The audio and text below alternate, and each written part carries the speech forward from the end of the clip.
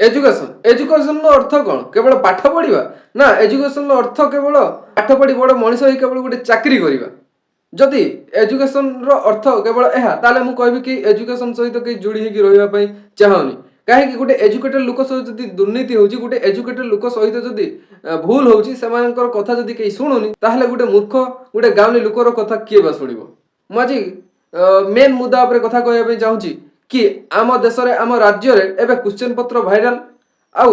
ए जो चाकरी पाई जो ऑनलाइन एग्जाम कि स्कूल कॉलेज रे जो अव्यवस्था को नहीं मु आज तुमको प्रश्न करिया पे जाउची मु तुमको गोटे क्वेश्चन पचारे पे जाउची आम देश स्वाधीन होवा पछरे कहार हाथ थिला कोन एमती इंग्रेज भूल कला कि आम देश स्वाधीन करी आम देश को छाड़ी किना से पळेला ए क्वेश्चन ला उत्तर मु दउची सी हमको एजुकेटेड कला सी हमको पाठ पढेबा सिखिला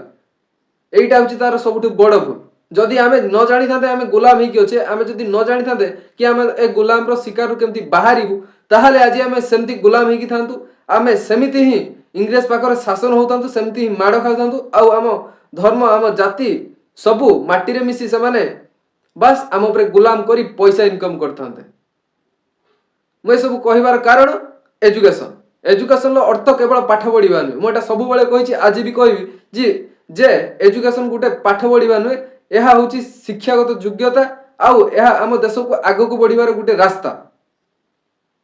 ताकू जदि आम केवल गोटे चाकरी आख्या दे जदि आम केवल पाठ पढ़िबा ताहले से पाठ पढ़िबा ही दरकार नहीं से माने गाँव रे रही कि घरे रही बास से माने खाई पी सुअंतु मु तुम को गोटे कथा जणी देबा चाहूँ कि आम देश स्वाधीन हो सारी जदि तुम मैंने जान आम देश स्वाधीन होती शुणी रख आम देश स्वाधीन होती आउ थे कहूँ आम देश स्वाधीन हो सारी जदि तुमको लगुच तुम जदि जेल रे पड़ो तुमको जदि किए बांधिकी नहीं जीव ताले तुम बंधा हब पछे किंतु तुम घर बसनी आज तुम जदि चुप रहिबो ताले तुम बापा माँ कौन कहबे से माने कौन तुमको पाठ पढ़िथिला बास केवल खंडिए चाकरी पाई लोक मानकर हक आउ लोक मानकर दाबी को पूरण करिवार जो नाटक रचुचंती ए जो राजनीतिक दल से मानकु मु कहि रखिया पे चाहूची लोक मानकर जदि एते तुम चिंता करूछ ताहले ए स्टूडेंट मानकर भी टिके चिंता करो और ए स्टूडेंट मानकर जो दुख तुम जदि टिके सुनिबो ताहले तांकर बहुत सारा उपकार हबो आउ जदि कहू राजनीतिक दल जदि मते कहीं देखुछ ताहले मु कहि देबा पे चाहूची तो प्लीज मो कथा कि छाती रे नबनी तमे जो भूल भाल काम होउची ताको केमते ठीक ठाक रे परिणत हबो सेटा को टिके देखिबो मु कोनोसी राजनीतिक दल नै मु कोनोसी पॉलिटिकल पार्टी रे जॉइन हेनी मु केवल गुटे शिक्षित युवक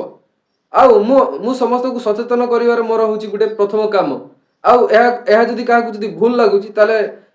ठीक अछि तमे तम रास्ता देखो मु भी मो रास्ता देखुची आ बेसी कथा कहले तो बहुत कथा हे जिवो किंतु मु एती कहया पे चाहूची जो माने भाबुचंती कि आम देश स्वाधीन हेनी ताको मु कहया पे चाहूची आम देश स्वाधीन हेई सारची आ ताके से माने कान खुला करी सुनो आम देश स्वाधीन हेई सारची आउ हमर हक मागिबार अधिकार समस्त कर पाखरे अछि सेडा मो पाखरे भी अछि सेडा तमो पाखरे भी अछि